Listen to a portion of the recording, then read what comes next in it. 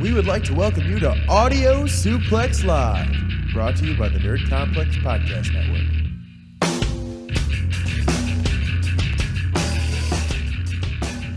Whoa. What was all that about? That's our fancy new Nerd Complex Podcast Network drop that we have that Joe, help me out with his name right now. Jody Vining, I believe it was. Yep. Professional voice actor, voiceover artist did for us. So super cool of him. Good job. Thank you, sir. All right. So who's this guy? We got a new guy on here. Who's this? Well, Who's man's? Let's introduce everybody real quick. As always, I am your co-host, Travis. Across the table from me is your main host, co-host. No, Heel Corey. That's me. And our co-host this week, Ajax. Thank you. What's up? What up? What up, Pimp?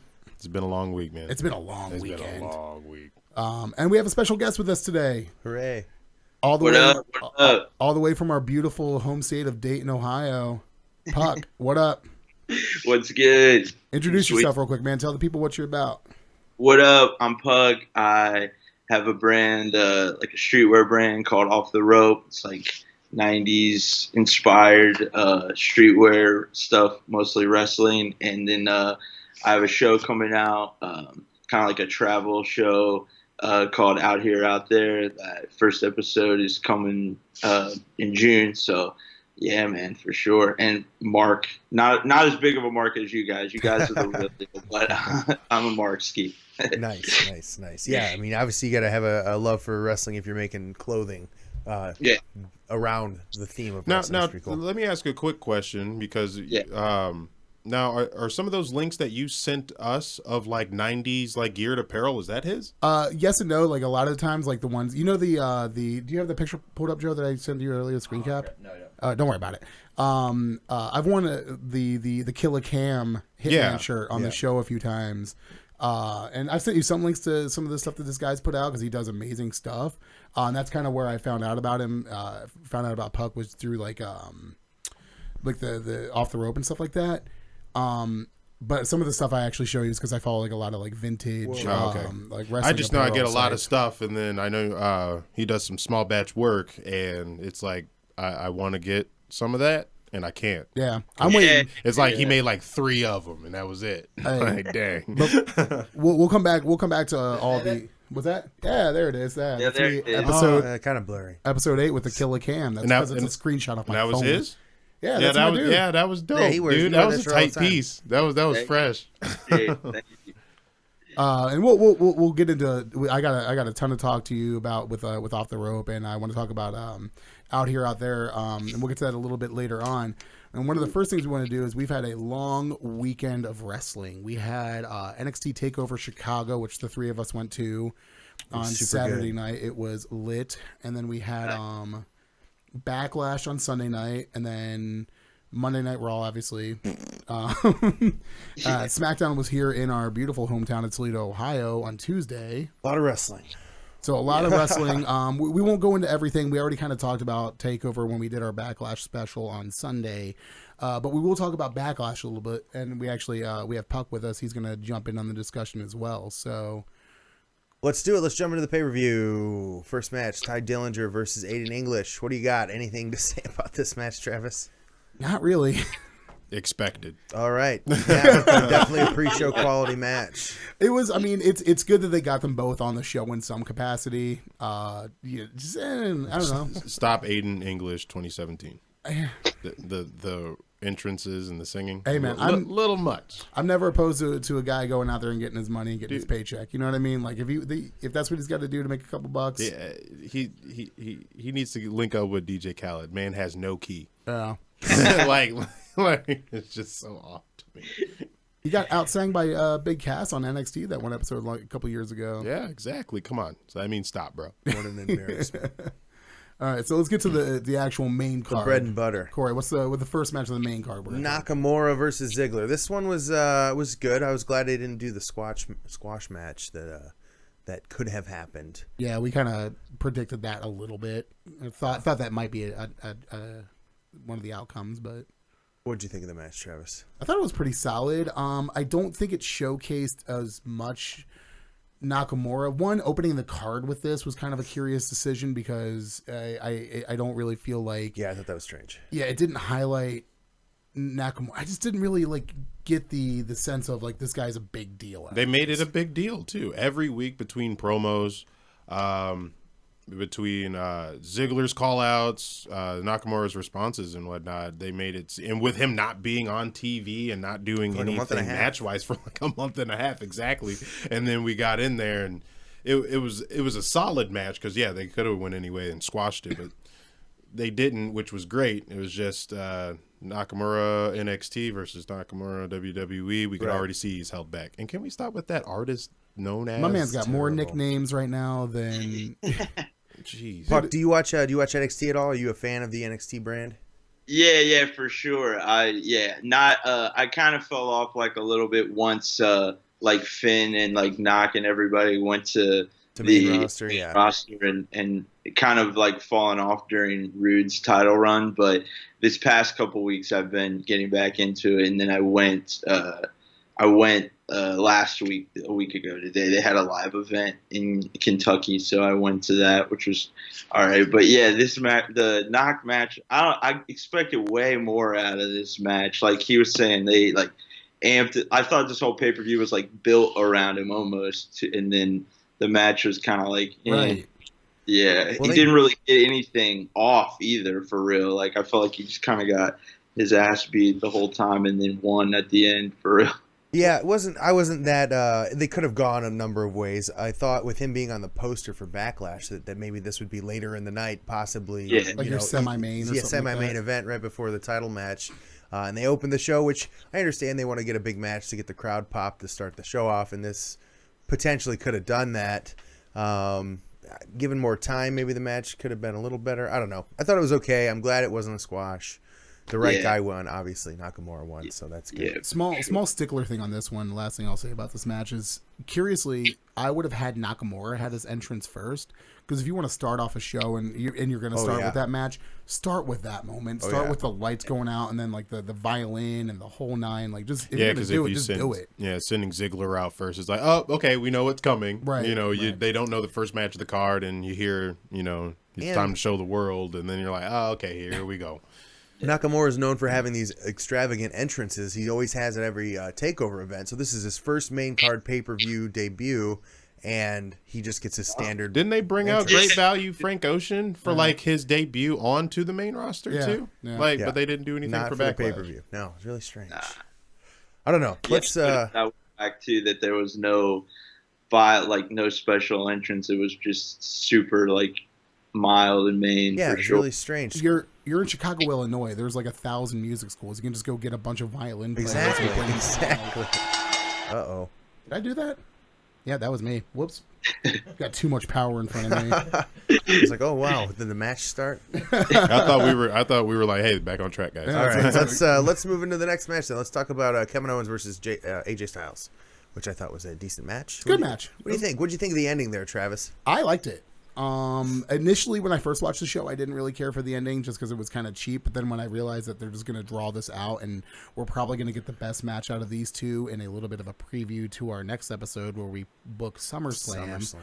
I think we're going to get the blow off to this at SummerSlam, and it's going to be probably the best match of the card because I know that these two are capable of putting together a much better match than what we saw. And the fact that they had the ending that they did only cements the fact that it's going to draw it out. So I will say, though, that I liked how they did it. AJ really sold that foot in the hole. I was looking at it like, was that an accident? Was that planned? I was ready for that Styles clash. Yeah. It really looked like he messed up, and it was good. They pulled it off good. well. So I was like, while I was like, kind of sour on it, I was like, nah, at least they did it good, though. It didn't look too placed. Yeah, once you think about it being like, all right, we're going to see this match like a hella more times, then okay, I'm cool with that. Right. And this is a way for AJ Styles to lose, and he doesn't look any weaker. He got screwed. He got tangled up. Kevin Owens obviously keeps his belt in this feud. You just found a couple of holes in the house that AJ Styles built. You got to get some spackle. Jesus. Let's. Anything else? We ready to move on? No, there's All right, let's go to there's gonna be more between these two, and it's gonna be good. I'm excited. I can't wait. Like you said, SummerSlam. I think it's going to be a great time to have this blow off match.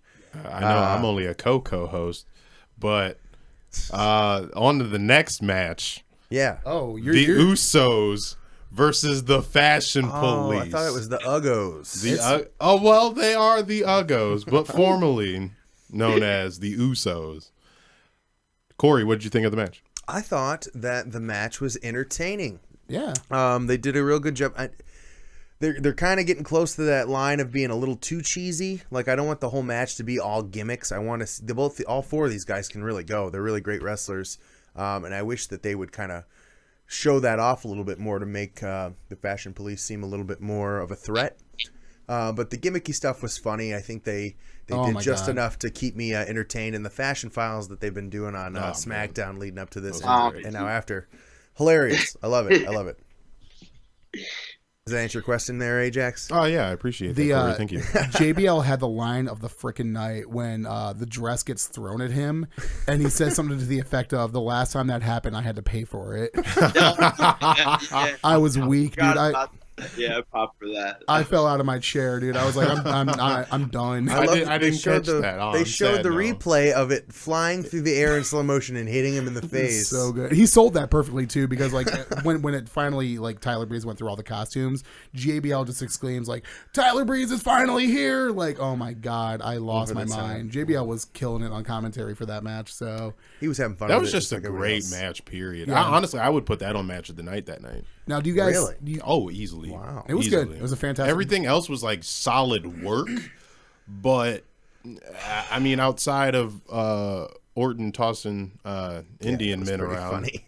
Like there was nothing that took away the show or stole the show at all. Oh yeah. Like, how's the mop and the wigs and stuff like that legal though? Like, that ref, he didn't hit him with the mop. Yeah, he wasn't using it as a weapon as much as it was just there. I thought wasn't there a mop to the face at one point? Like, that doesn't hurt. All right, I guess it's like a rake to the eye. If it doesn't hurt, it's soft cloth. And well, we found out on Tuesday. It tickled him. Oh no. We found out on Tuesday that the squirt gun is apparently not a weapon either, because you can squirt. Oh yeah. How is he not disqualified? Now, do you guys think Tuesday is the blow off for this? Do you think we are done seeing Breezango in the title picture, or do you think? I don't think so. Not after the back-to-back separate pins. I think we may have one more. Like a I blow could see off. one more. I could see one more at Money in the Bank. Maybe even a multi-man match at Money in the Bank. Throw New Day in. Maybe a ladder match for the tag titles at Money in the Bank would be interesting. New Day could be in there, although they'd probably have to win, because I'm assuming they're going to get booked pretty well when they do finally start wrestling. So I don't know. Maybe there'll be another month. Maybe it'll be SummerSlam. Will be New Day's time to shine. So it could just be Usos versus Fashion Police. In a little bit of foreshadowing there for next week. No. Okay. I don't want to give you any hints. That's made up. Don't use any of that. All right. What do you got, Travis? What's next? What do you want to talk about? Next match that we're going to talk about is the only match that we actually... This match was so insignificant to us that we forgot to do picks for it on the Backlash preview show on Sunday. Sami Zayn taking on Baron Corbin. Spoiler alert, we would have been wrong across the board. We would definitely would have said Corbin going into this match. We have a mantra on the Audio Suplex Live show. It's death, taxes, and Sami Zayn loses on television. He's good at it. He's good at losing on TV. We're getting murdered in front of a crowd of that was great on 8,000 SmackDown. people. That was great. The only thing that took me out of it is they're doing it right in the front row. He's bashing his face with his elbow, and then you see like these 5 kids standing behind, just watching it happen, and they got big old smiles on their faces. This guy gets brutalized in front of them. Sammy's dying. And I'm like, wow, this is really it's pulling me out of it, seeing these kids so excited that Sami Zayn is getting bashed in front of them. Worse than a CZW crowd, dude. These Toledo kids are bloodthirsty. They just like kill really him. Weird. So many kids there. Murder Sammy. What? Oh, I don't have anything to say about this match. It was pretty insignificant, I guess. Nothing too crazy happened. They need to find something for Baron Corbin to do. Like he needs a wrinkle to his character. He's going to have that briefcase in about another 2 weeks or a month or whatever. I honestly, I could see it going that way too. Just having Corbin running around and taunting people with it. I have the Money in the Bank briefcase, and you can't do anything about it. That dude sounds winded. I almost lost wind doing that. Is this Baron Corbin or is this the kid from Malcolm in the Middle? That's what I'm saying. Oh my god, that's perfect. Sammy. Jesus. That's really good. Yeah, I really don't have a whole lot to say about this match. Obviously, the feud's not over. They drug it out to SmackDown this week to kind of renew it. It's going to go all the way through Money in the Bank because that's going to be each guy's going to have their own feud going into that match. Well, if you look at the Money in the Bank, because they announced all 6 participants for the Money in the Bank match. None of them are Rusev. None of them, disappointingly, none of them are Rusev. Come back to us. Yeah, I quit.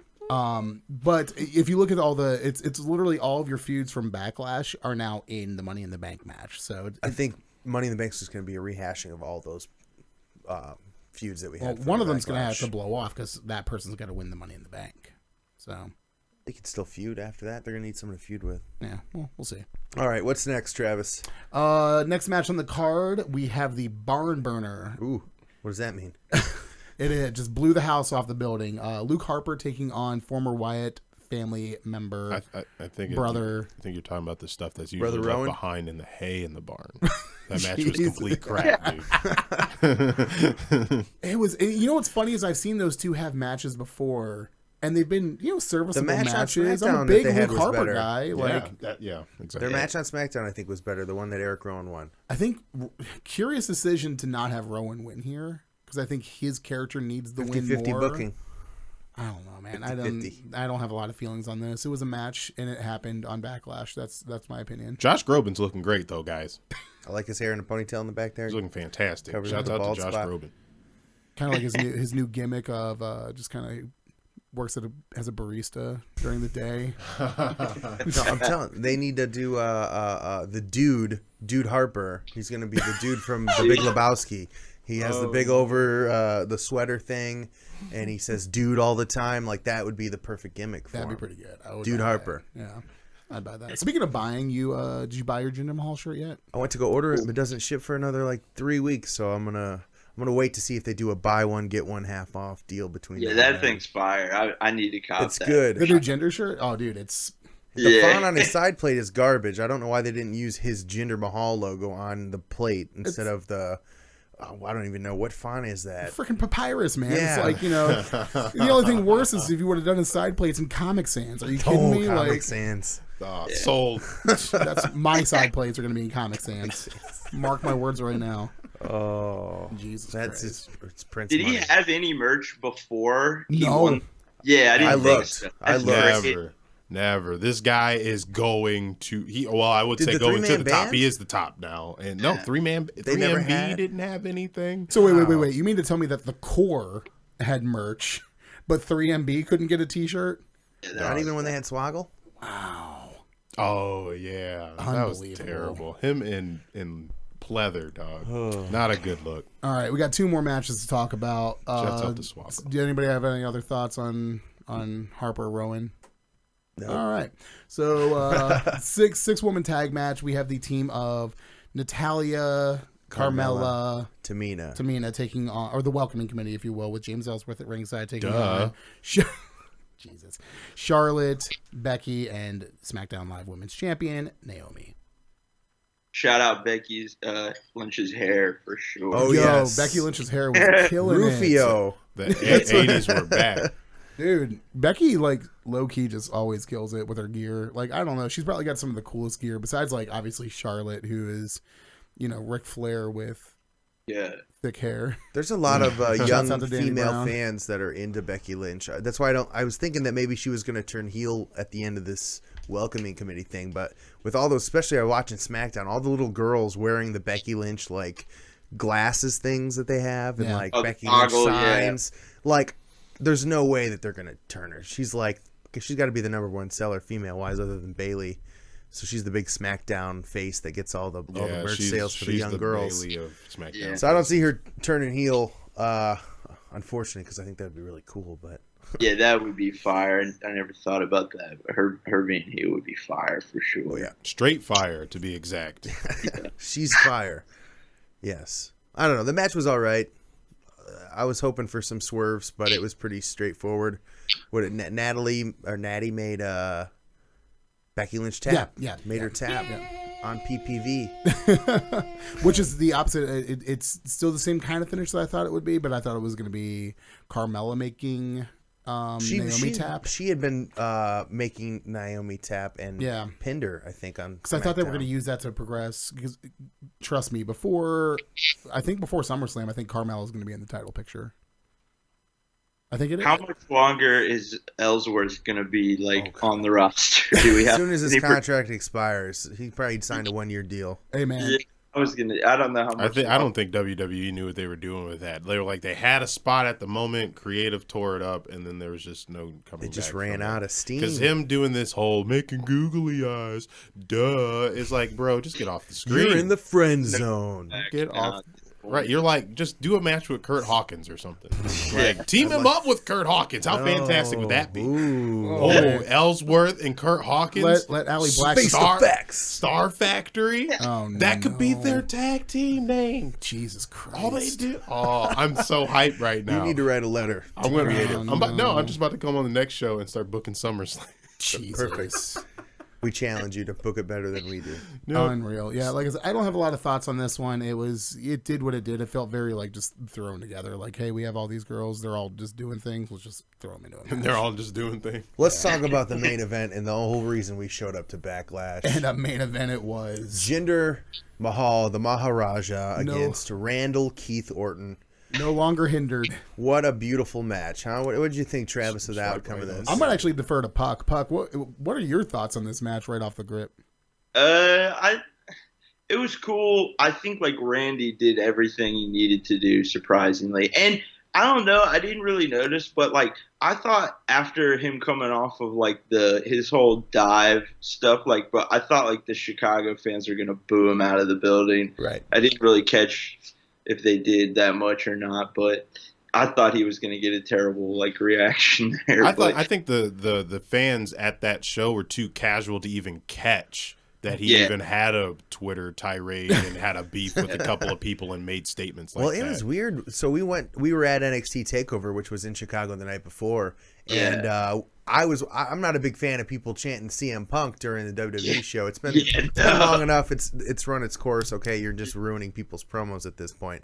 And during NXT TakeOver, there were a couple that kind of started out, and they booed him out. Everybody booed people that were chanting CM Punk, and I thought that was really cool. This actually carried over to Toledo on Tuesday as well. There was a couple guys during the 205 main event that were trying to start a CM Punk chant, and then our whole section just booed them out. I think we did that on the last one, too. Yeah. The show, not this past, but it was in January? There's a movement coming, people. There's a wave. If you're at a wrestling show and you hear a CM Punk chant, you boo that out. You're going to get booed. It's like putting out a force. It's your. I like that revolution because that was getting old for sure.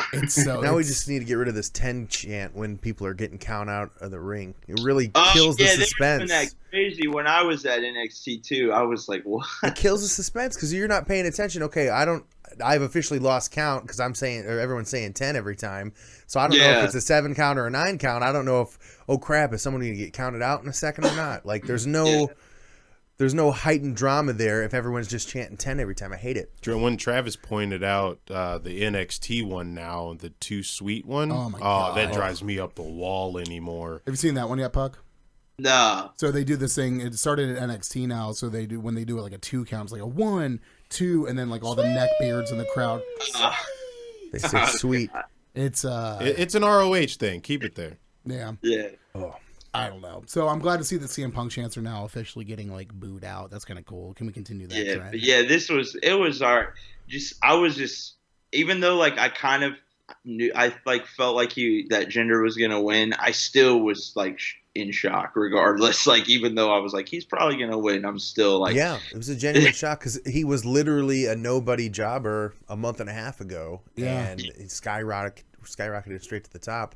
Jinder, I don't know where it was posted, but Jinder had said that he didn't know he was going to win the belt until that morning, until Sunday morning. They told him hey, you're going to take the belt tonight. So that shows that Vince wasn't sure exactly what he wanted to do until last minute. So because at one point, I think during the weekend, it switched to Randy Orton, the betting odds that Randy Orton was going to win. Switched and over then to Sunday Jinder. it switched back.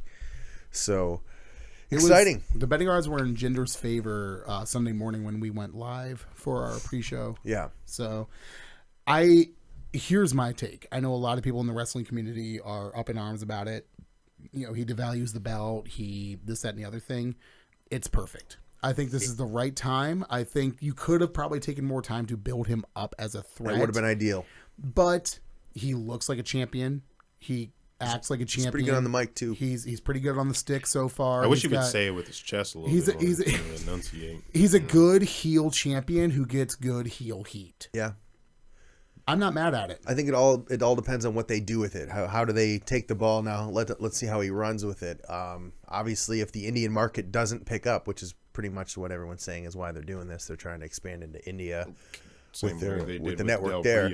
Exactly. So bring him back for a second. So they're trying to get that. So if it picks off, it's going to be a huge success, and Jinder's going to go places. But if for some reason people in India don't jump on the wagon and buy all this merch and subscribe to the network, they're going to blame Jinder, and he didn't really do anything wrong. He just happened to be at the right place at the right time. So I think his career kind of is going to pivot here depending on how it takes off, because if it doesn't work out, I can see him being dropped right back down to the bottom of the card. You guys know what I noticed this week? What is I that? haven't seen a whole lot of Indian Facebook comments. Where are they at now? Like, all these dudes want to talk crap about Roman Reigns or this and that and the other, and making their like terrible English, broken complete sentence. That's what that is. That's what it's called. And then is this our off the rails tirade of the week? No. I'm just wondering though. Like, I mean, I didn't expect it from you, Ajax. Well, you said it was Sean, because of maybe. the Indian market, right? And you said if it doesn't pick up, well, Facebook's quiet. Something's going on. The Indian wrestling community, Maybe they got their the own IWC, is quiet right now. Maybe they got their own Instagram. Like there's WWE India now. Maybe they have their own page to comment on. God. Maybe. That's segregation. See, I'm that's just saying, completely different than what I was just talking about. You know how many different Disney Twitters there are? Jesus. Ajax has got heat with the Indian wrestling community. I'm a tweener. Don't hinder Jinder. BT Jackson. All right. Well, that was Backlash. That was Overall, Backlash. what'd you think, Travis? Thumbs up, thumbs down? Or you are the bar? Initially, when I was watching it, I even texted you guys when we were watching it. I was like, wow, this is a really good episode of SmackDown. Yeah. But as I kind of reflect on it afterwards, I liked it. Nothing really sucked. Like, I don't think anything was terrible. The matches were all serviceable. They had some low points, like Harper Rowan was kind of low point for me. I think Nakamura could have looked a little bit better. But overall, I thought it was a good show. Jinder taking the belt, I think, was a good idea. All right. The Fashion Police were super entertaining. KO style set up for a lot more to come. I think it was pretty solid. What'd you think, Buck? What'd you think overall of Backlash?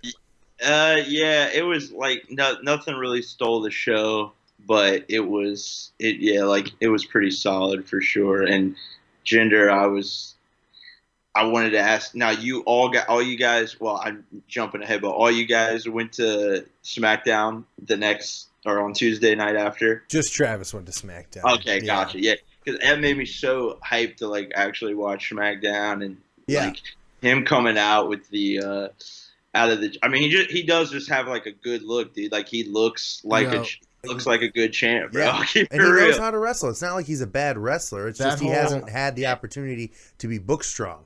I'll say this in the year 2017, the word lit gets thrown out a lot. That whole Punjabi celebration on Tuesday was lit. Boy, oh my god! I was getting there's screenshots of me getting hype. I'm sitting there like, hey. He had the Toledo police giving him the escort into the arena, man. Yeah, so that was fire. I was kind of just hype on it anyway because I'm like, all right, something different. Like that's cool, but I wasn't really sold on him. But yeah, man, he looks good with the belt for sure. And like you said, he can talk on the mic, which is like my biggest problem a lot with like a lot of guys now is that they are repug on the mic. Right.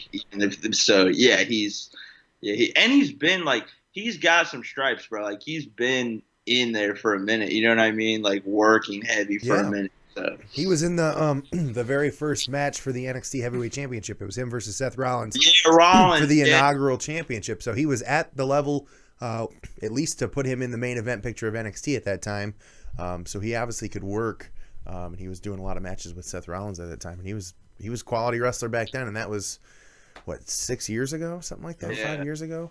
So My thoughts on Backlash, I thought it was an all right show. My only problem is it feels like every single one of the matches from this card is getting carried over to Money in the Bank, and I'm just going to have to watch it all over again with a different stipulation. So they're kind of pushing all the feuds together. All the man feuds are getting pushed up. Man feuds. The man feuds. We still have to see what happens with that Fatal 5-Way next week on SmackDown to see what the women's title picture is going to look like. I was kind of hoping for a women's Money in the Bank match, honestly. I thought that would have been awesome. Ooh. This would have been the year to do it. Because traditionally they did have, back when they had Raw and SmackDown, it was a pay-per-view, so you had 2 Money in the Bank matches anyways. You had a SmackDown and a Raw one. So that would have been cool. We'll see. Maybe that'll still happen if something shady goes down on Tuesday. Ajax, thoughts on Backlash before we move on? Nah, not too much that you guys didn't touch. I'll just call it whiplash because that gender did throw me for a little bit. Oh, the gender went through me for a little bit. I thought you were about to make it like a head first into a table joke for our poor Singh brother. Which Singh brother was it? Dude, I can't remember. I don't know. Rest in the peace. other one. So we're going to take a quick break. We're going to plug one of our other shows here on the Nerd Complex Podcast Network, and when we come back, we will have more of our interview and discussion and hangout sesh with Find out who Puck is. With Puck. So Joe. Hello, my name is Peapod. And I'm James. And we host a podcast called Chick Flick Pix, where 2 adult males watch chick flicks and dissect them. That's it. Yeah, talk about it. We make fun of it and have some fun with it. So hopefully you will enjoy it right here on the Nerd Complex Network. Yeah, Chick Flick Picks. I'm excited. I want to see their next episode. It's gonna be good. Their last one was really good. What movie did they do? 10 Things I Hate About You. That's a good movie. Fantastic movie. James hated it. Whatever. Really? James, if you're listening, I'm gonna fight you, dude. That's Meet me out in the Heath Ledger's parking second best lot. performance. Catch him outside. Yeah, great movie. So, all right, cool. So we're back. We got Puck from Off the Rope and from his upcoming video series, Out Here, Out There. Puck, tell us about your history of wrestling fanhood, real quick. I'm 20. I just turned 25, so like I grew up Attitude Era when I was a kid. Like that was where I kind of fell in love with wrestling, and then in high school I kind of fell out of it a little bit, and then kind of got back into it heavily again around like the Punk championship reign era, like when Paul, that era. Very similar story to all of the guys that we have on the Literally show. everybody on the We watched show. the Attitude Era, we fell out of it, and then Right late around 2000s, all of us got back into it. Yeah, so. right around like 2012, everybody kind of jumped back in. Exactly. 2010, but yeah. Who's your favorite wrestler? That's what I want to know. All time. My favorite wrestler of all time is I hate it's so okay. cliche, but Stone Cold for sure. Just because when I was a kid, my first name's Austin, so like when I was a kid, I instantly gravitated towards him just off of that, and then so definitely Austin and Bret Hart is my second favorite for sure. So, yeah. Nice. So tell us a little bit of the background of where Off the Rope came from, because obviously you've released some really fire stuff over the past couple of years. I've got the Killer Cam Bret Hart. I'm still waiting for you, and this is for personal reasons. I want that Rodzilla to come back, but that was fire. But I started it like last year. I've always like been a huge streetwear guy, like sneakers and like Supreme, just like I'm like hypebeast stuff, and I've just always been a fan of that, and also a fan of wrestling. So I kind of just had a few ideas. Actually, the Dipman, the Cameron was, and Bret Hart was the very first image that we did. And I just like wanted to mesh the two. I kind of feel like when I look at like other sports, there's a huge, and now I guess it's a little bit bigger, but like if I like look at, like the NBA, if I'm a fan of like the Celtics, I can go back in the archives and I can pick out like pieces like shirts and jerseys and all that stuff of, like old school stuff. And now you can more now, but I never really thought that was like going on in like wrestling for real. Yeah. And I just like love rap, and I feel like there was like a huge connect. They overlap a lot, in my opinion, as far as just like character wise and talking shit wise, just all that. Like Absolutely. They kind of overlap. So kind of just wanted to make like a streetwear brand, and in wrestling, late 90s wrestling was kind of what I went off of in rap, and then like flipping them. I've always knew like with wrestling merch and indie wrestling merch and stuff, like flips of stuff is always, a big, always been a thing, like flipping a logo and knowing that that's actually like a flip, you know what I mean? And being aware of that. So we was doing that, like, for example, my the piece that he's talking about, the Cameron and Bret Hart, it was like a mixture of both legends when I was like a kid, and I mean still legends now, but they both wore pink, and it was just like, yo, let me throw this like epic image where Cameron is wearing this, pink fur coat, and let me throw it on Bret Hart. And that was cool. And actually somebody had, I don't know how he got hit, but Bret's son, Blade Hart, shout out to hockey. You love hockey. You name your son Blade.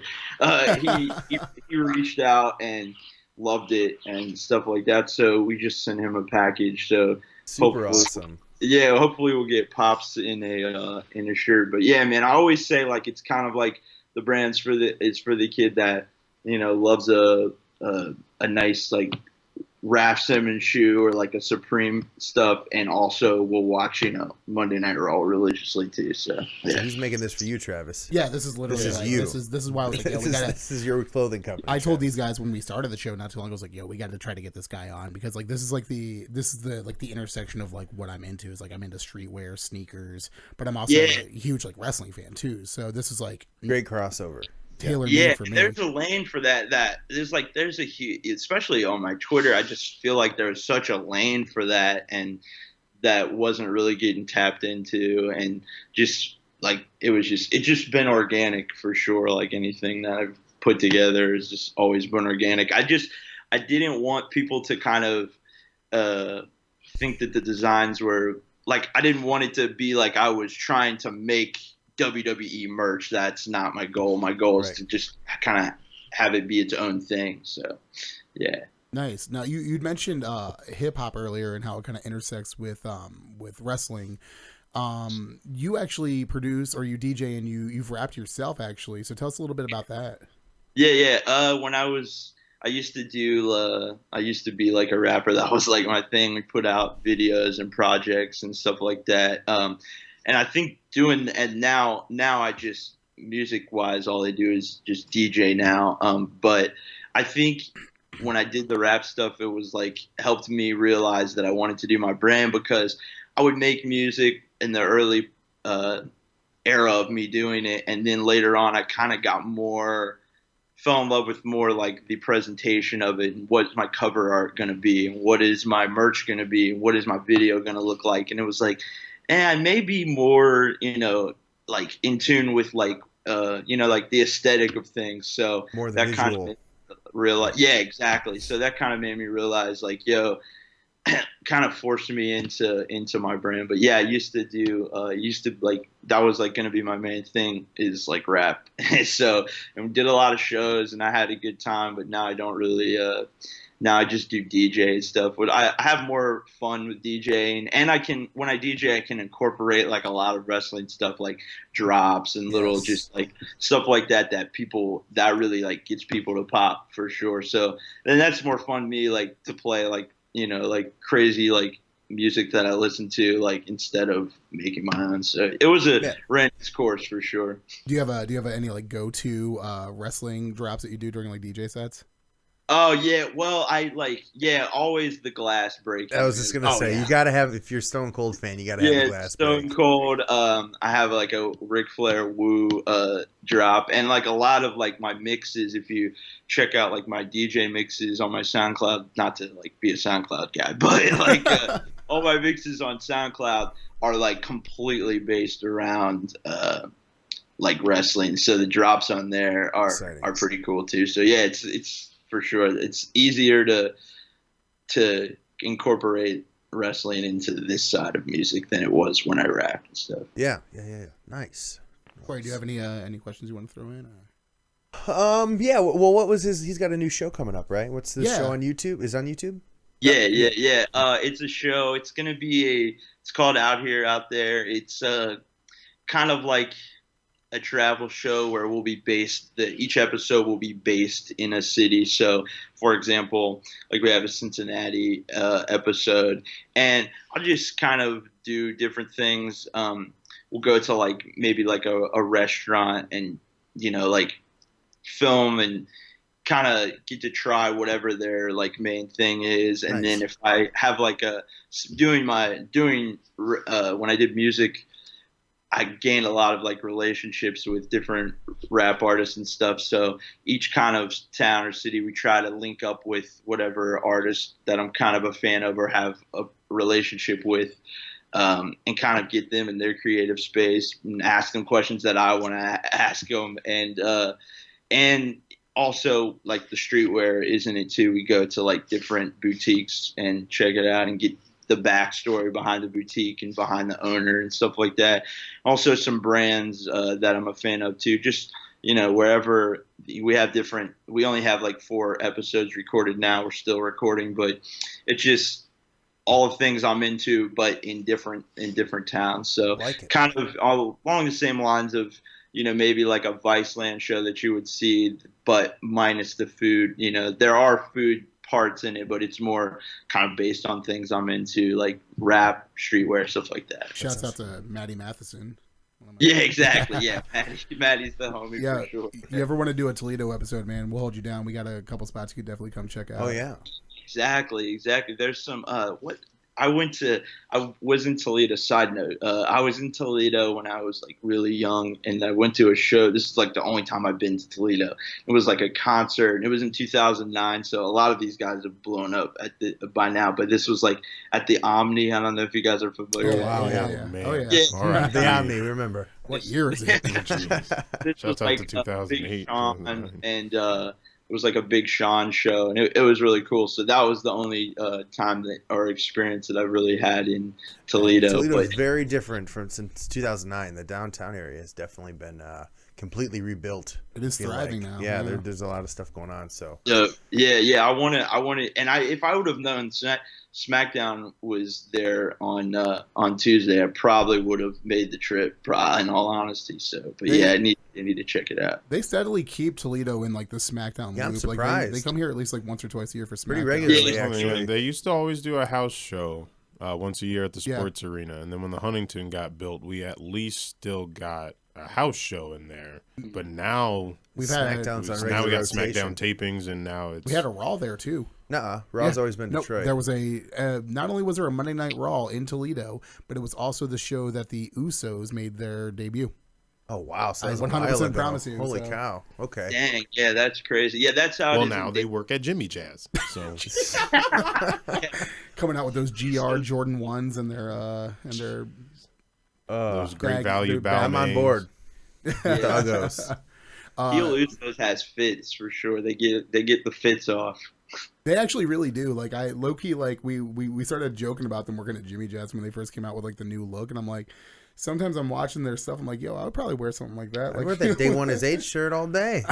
Yeah. You said Wale was at the SmackDown in Toledo? Yeah, so that's actually, we were talking about the connection between hip hop and wrestling. Like Wale is like the cornerstone of that. He's the Mecca, yeah.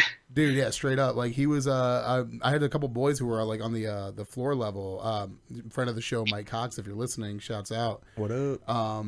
If you he's texting me. He goes, "Yo, look over to the left." I'm like, I'm just looking around. I'm like, what the hell am I looking at, my dude? And he like texts me like, "Yo, Wale is here." I'm like, "Are you kidding me?" And I kid you not. Yeah. Like second row over, right behind the announce desk is Wale. I'm like, oh, well, damn, all right. Yeah, that's awesome. Yeah, and I see him like gaining like a relationship with the company too, which is cool because like maybe we don't have to see like Flow Rider or let's update that card for next year's WrestleMania. Get somebody other than Pitbull good on to it. see like an artist who like actually is like a mark. Like I mean, you see him talking about like how he's gonna listen to like Brian Alvarez after the show. You know what I mean? Like Right. that's never some stuff I've seen in rap. And which is honestly, or I mean, like with that crossover, I've never seen anything like that. So yeah, shout outs to Wale. I got a link with Wale for sure. That's the goal. Yeah, like Well, we'll try as much as we can. We'll do Yeah. Does anybody know Wale? Let's look this Pretty up. sure. Let's get him on the show too. 6 degrees of separation. We'll allow it. We'll find him. We know a guy that knows the guy that knows the guy. that'd be a huge get. That's our goal, to get Wale onto the show. So Maybe someday. So what are some of the other cities that you actually ended up getting to go to for Yes, that's a out great here question. out there? Yeah, Phoenix was like my favorite one. I was lucky to go out there because my mom actually lives in Scottsdale, which is like 30 minutes away. So I got to fly my dude out there, and we got to go and check out, like, we got to go to like a Suns game, and that's actually funny. I went there. I didn't get to film this part, but when I was out there, I got to go to Elimination Chamber, which was cool because nice. It was a good elimination chamber too. That was a really good that match. was when Bray had won the belt, which I want to talk about Bray in a little bit, but yeah, that was like super cool. Phoenix. Most of the ones that we've done right here has just been like Ohio cities right now, like just so we don't really have the budget to like stay. That was what was so cool in Phoenix, is like I had a budget to, like, my mom, I could just stay at her crib, so that worked out pretty good. So yeah, we got Dayton, Cincy, and Columbus. So we're gonna Slowly hopefully branching out. Yeah, for sure. But yeah, that's the goal. Yeah, but right now, just to get just a few like episodes under our belt, it was the relationships were kind of already here, so it was easy to do. And Ohio is like, I kind of complain about it, but it's like got a good culture for, you know, what I'm into and stuff like that. So yeah. And we were kind of talking about this earlier before we went live. We were kind of talking a little bit. Ohio wrestling is kind of like a huge, like, it's a hotbed right now, like in your city, especially with like Rockstar Pro. But you know, there's a good indie up here in Toledo that we like to give a shout out to. Really taking off. Ohio wrestling. Yeah. A lot of good guys coming out of Ohio. So yeah. Shout out Cashasuna, Chris Hero, the go. Shout out to Dolph Ziggler, Miz, even on the main. Alexa Bliss is from Ohio. Oh yeah, everybody. Yeah, there's so many people like main roster that are from like that Kent area, that area. Yeah, for sure. It was cool because like when I went to NXT this past weekend, I've always wanted to link with Chris Hero because he also embodies that, like what we were saying, that crossover with Wale, where it's like rap, wrestling, sneakers, all that. Always, yeah, he's always embodied that. So, and he's from Dayton, so it was like the coolest thing to like get to kick it with him. And I sent him like some gear. He had reached out a few months ago to get some gear, and I sent him some gear. And then we just got to talk about like rap, and I was telling him like, man, I never really had like the wrestle rap stuff, like I never really had seen it until him, for real. You know, like being on NXT with some Yeezys was like a mark out moment for me. You know what I mean? Like him being on with the Kanye like flip with the I feel like elbow. Yeah, like that stuff gave me marked super heavy. So yeah. That's super awesome. Now, so two things from the trailer that I noticed. Maybe I'm crazy. Is my intrepid eye picking up that you checked out round 2 in Virginia? No, I wish. No, that was a vintage little antique spot that I have here in Dayton. I'm super into like old figures and stuff like that. So old wrestling merch. So that's also what's a lot on the show, is me going and like just like finding old stuff, old figs, which I don't know how many people that will mark out for that. You guys definitely will. That'd be sweet, yeah. Super like old heat that it's like awesome. But yeah, that's like a lot of the show. Yeah, I should have said that. That's just me finding little spots here and there that have old wrestling stuff I can go in for days. That's information I need. Yeah. I need to know where to go.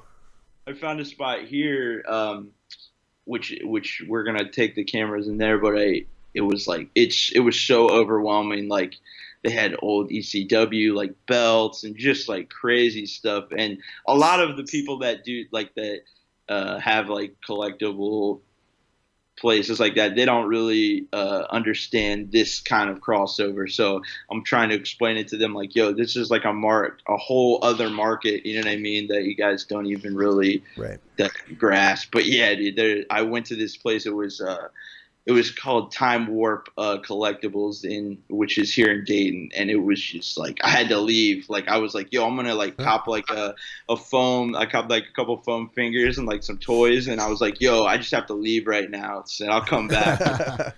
With just like so much stuff. Before you put them on to like what they're sitting on top of, DM me the address so we can come get some stuff for the studio, and then just let them know that they're sitting on like a gold mine. But exactly, and like when I post it like on like my story or whatever, it's just like so many people like will be like, yo, where is this, and I'm like, yo, this is like, you guys really be aware of like Instagram and stuff like that. But it's, you know, collectible people, it's kind of different crowds. yeah. Nice, dude. That's it. I want to get down there and check that out. Actually, that's I'll hit you with the address. If you ever come to like Rockstar or whatever, that would make a day out of that for sure. Cool. Nice. So, Corey, do you have any? I was kind of curious about the Brock Lesnar thing that you were gonna pick up a second ago when we were talking about Elimination Chamber. I don't think it was Brock Lesnar. Oh no, not Brock Lesnar. Bray Wyatt. Bray Wyatt.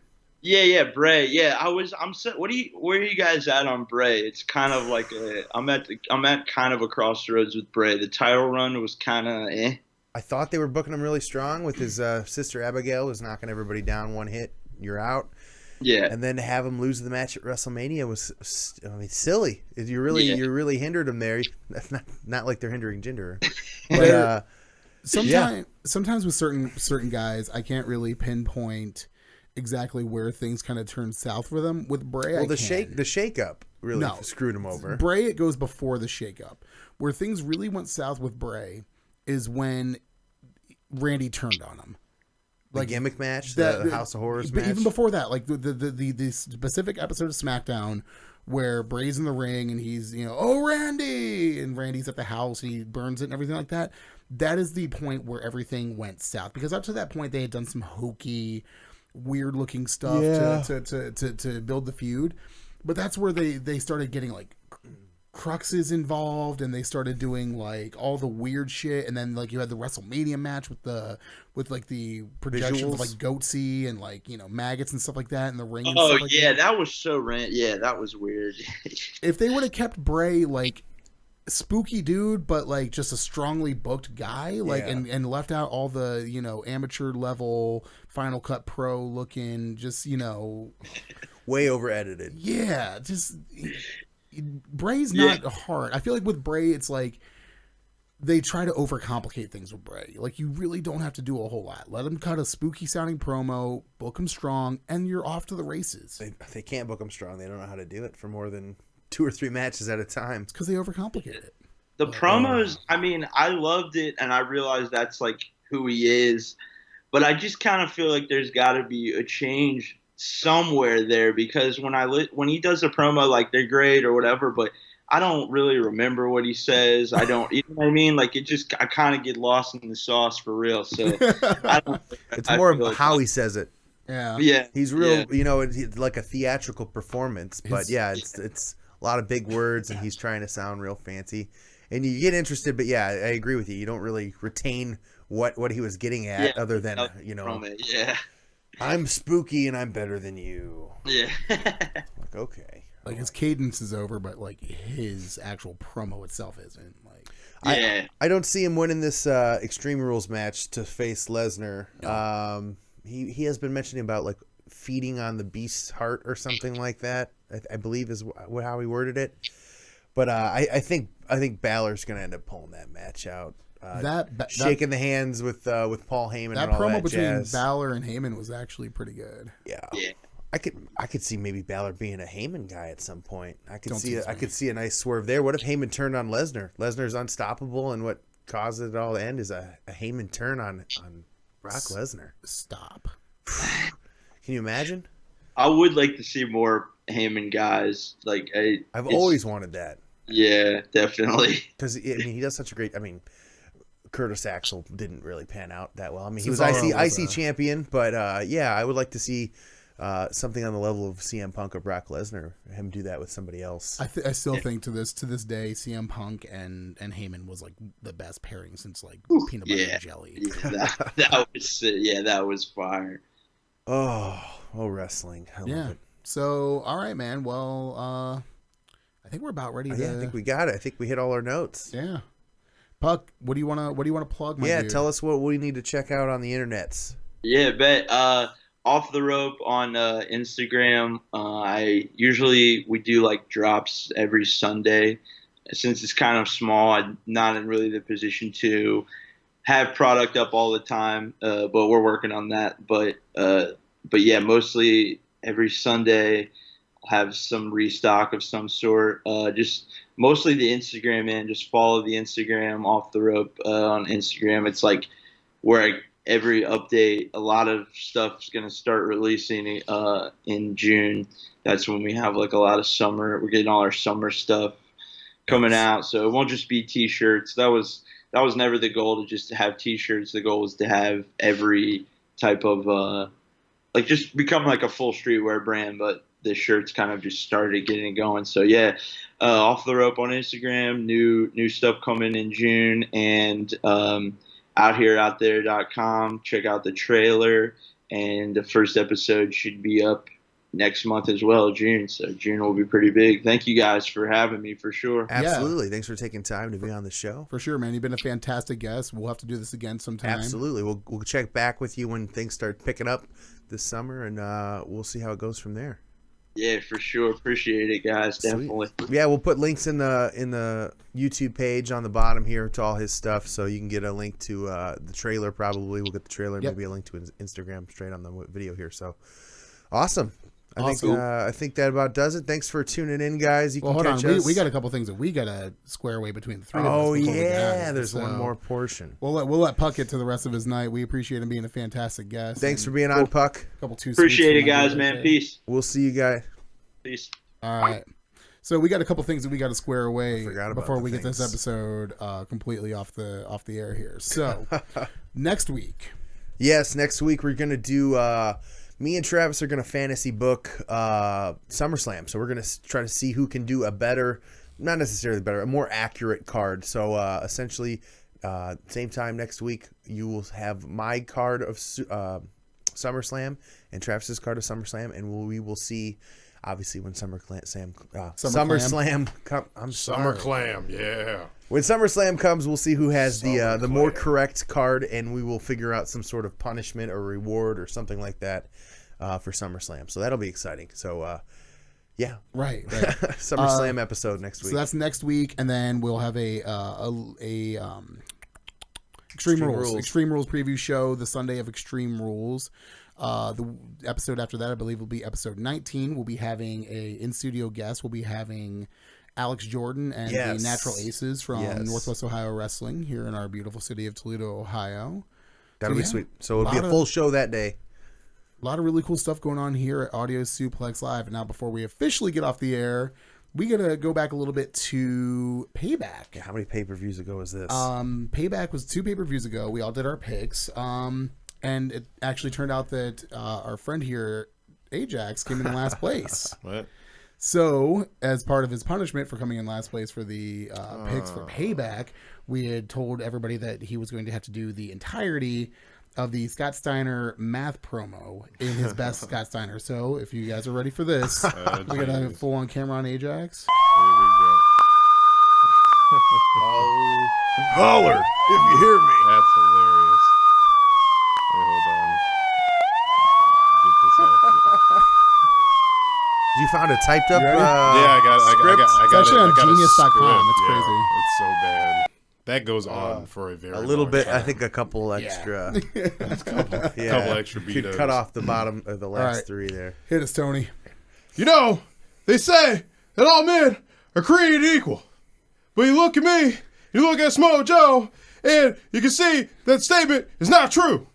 See, normally, if you go one-on-one with another wrestler, you got a 50-50 chance of winning. But I'm a genetic freak, and I'm not normal. So you got a 25% at best at beat me. Then you add Kurt Angle to the mix, your chances of winning go drastic go down. See, even when you butcher it, it sounds good. Yeah. See, 3-way at sacrifice, you got a 33 1/3 chance of winning. But I got 66 2/3 chance of winning because Kurt Angle knows he can't beat me and he's not even going to try. So, Samoa Joe, you take your 33 1/3% chance minus 25% chance. I can't tell if he and did it you on get purpose or not. 8 1/3 chance of winning at sacrifice. But then you take my 75% chance of winning. If we was go 1-on-1 and you add 66 2/3%, I got 141 2/3 chance of winning at sacrifice. See, Joe, the numbers don't lie, and they spell disaster for you at sacrifice. Now, does anyone here know? Does anyone here know if Scott Steiner won that match at Sacrifice? Did he win that match? He wasn't even in the match, I don't think. His odds were 141 2/3% chance of winning. How did he not Nobody win? remembers the match from Sacrifice. Everybody just remembers. How do we not know this information if he won that match or not? Are you checking? Somebody's got to check that out. I mean, that's got to be knowledge that people need to know. People know this promo. What people don't know is the outcome. It's got to be Steiner had to have won with those odds, those betting odds. You can't even finish. Did Scott Steiner and it's win at sacrifice? Is that really? Google knew. People have asked. Finish. We're not the first people to wonder.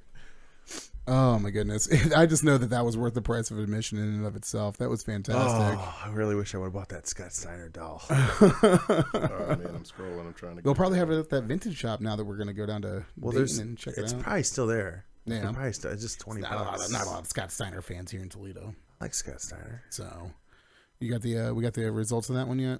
I'm trying to What get year to, was like, it? Where it doesn't. Like 2000 and what? 5, 2008. 6?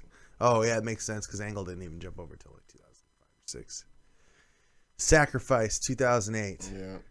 I'm looking it up right now. For those of you at home, we're looking it up. I'm not looking it up. My phone's not working. Let's see here. We have 33 1/3% chance of figuring out who won at Sacrifice. Pretty much, because I'm getting like every other type of result. It would have been 2009, wouldn't it? Oh god, just go to Wikipedia. They don't have a Wikipedia page for TNA pay-per-views. Oh, I don't know. But it's like terribly written. Like it's not. They don't have the match results. Okay, I don't like really the- care. You know what? I don't The match care. was initially promoted as Joe's defense of his title against Kurt Angle and Steiner. However, Angle. I just wanted him to sustained do the injury in promo. the We're match. reading way too far into this now. Yeah. He's replaced by Cash. Joe won the match, retained the championship. Mother fudger. Okay, so So with all someone those, Joe won. So with 8 1/3% chance, he still won the match. pulled it out. Hey, numbers don't lie. I'm talking. Book it right now. Extreme Rules. Samoa Joe is coming away with that. With that Wow. W. With those odds. Yeah, 8 1/3% chance, and he still won the match. Unreal. Well, yeah, he's got what, a 20% chance at Extreme Rules. So Yeah, that's it. his odds are Much greatly higher increased. odds and- double the odds. You've seen what he can do with lower odds. Unreal. So, okay, cool. So there's going to be links down in the description of this video below. You can check out Puck. Check him out. His shirts are fire. The trailer for Out There is fantastic. I can't wait till that actually comes on. We'll definitely be having him back on again sometime soon. You can follow me on Twitter at XDrTX. We now have an Instagram for Audio Suplex Live. It's Audio Suplex Live. Yeah, all one word, right? Or Yep. yeah, that makes So- sense. It's Instagram. Make sure you guys subscribe on YouTube. Subscribe on iTunes. We're on Hulu Plus yet? Nope, not on Hulu Plus. Ajax, what do you got to plug? I got nothing. All right. Perfect. Yeah. Ajax Rock said Twitter. Remy Flynn on the gram And on the SoundCloud. and on the SoundCloud. We'll it's not see. buried. We'll see you guys next week. Bye-bye. Bye.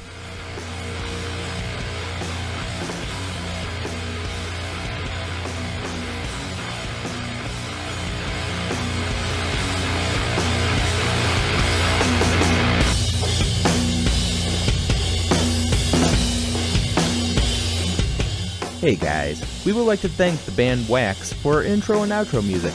You can check them out at waxoh.bandcamp.com. You have been listening to the Nerd Complex Podcast Network.